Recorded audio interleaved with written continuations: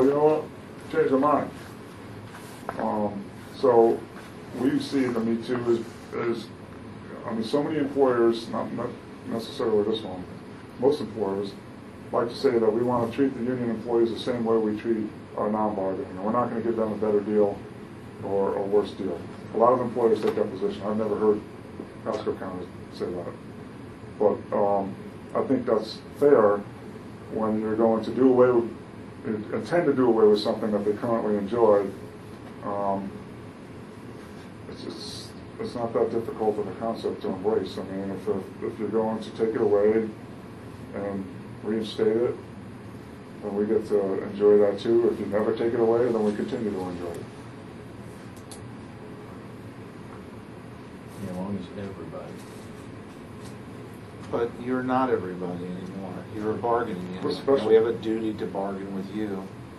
And, it's correspondingly, it would be, you'd be saying I was engaged in only for a labor practice if something happened to people that are not in your bargaining unit, and I came back and I said, oh, well, we changed it for your people too because we changed for everybody. You'd be saying you can't do that. You got to bargain with us about it.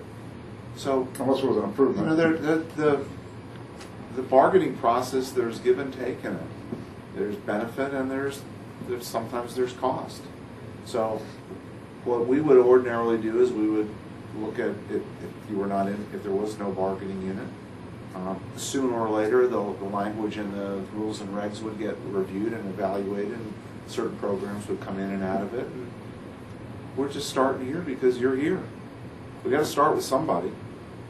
You stepped up to the table to be number one to talk about it. Well, how about if we start at the top, and if it works out, bring it down to us. You're here.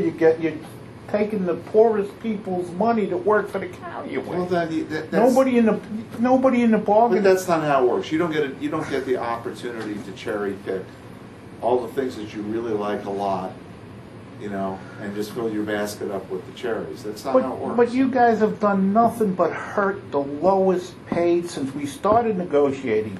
You has constantly hurt the lowest paid people in this county. Constantly. But yet you tell us how much you care for us. We wish there was something we can do for you. We appreciate you working for us. Please stick by us. We'll help you. But you don't. There's nothing in this contract that helps the poor $10 an hour guy. Well, the contract's being negotiated. Yes, So okay, but what we have tentatively agreed upon... The 3% came from the state that had nothing to do with us. We know that. We'll look at it. Thank you. I think Article 30 is the next one. Workers' compensation.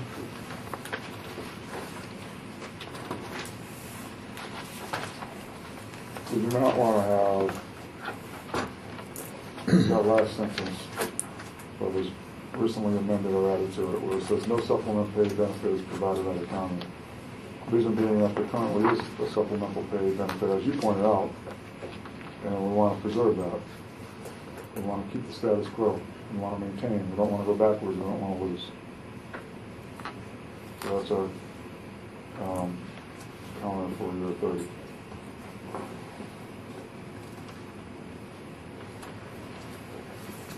All right. Article for a long period of time, we want to maintain it.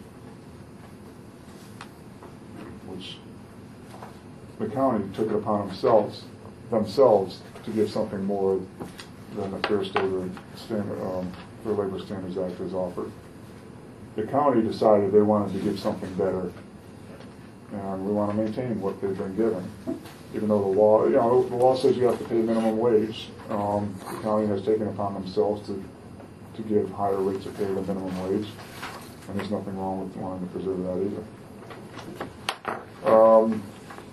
The next open article, I believe is 42, employee performance evaluation.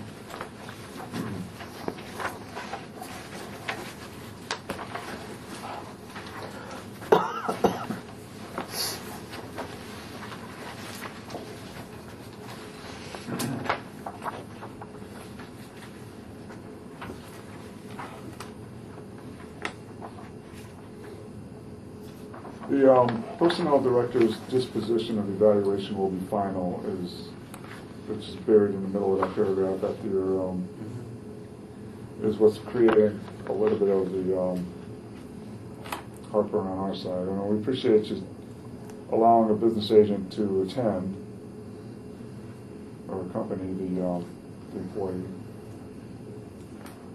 But what happens when something is just horribly wrong with the evaluation?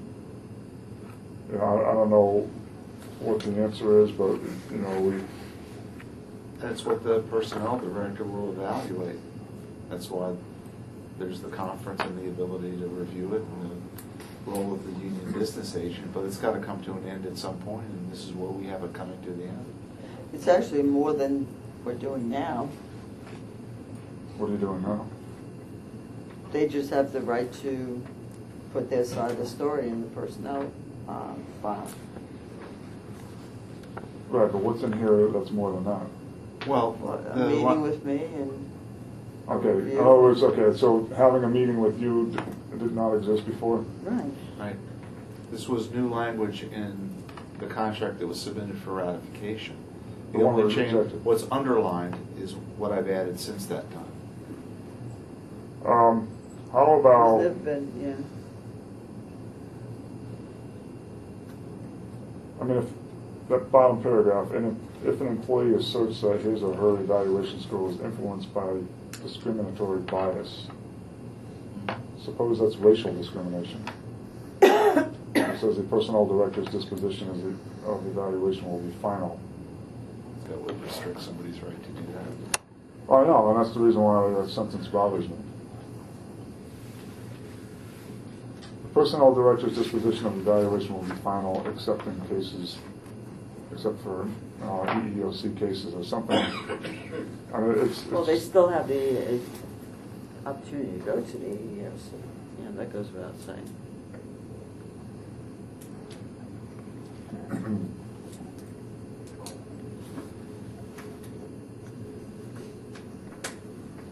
Well, then we're still on appeals. Well, why don't we just say what, just expand what final means. It's the final county administrative step.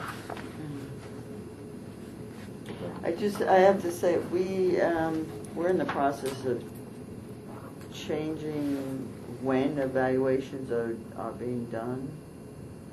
So we're gonna have to tinker with the rest of this language. So how about this? The personnel director's disposition will be the county's final administrative review step.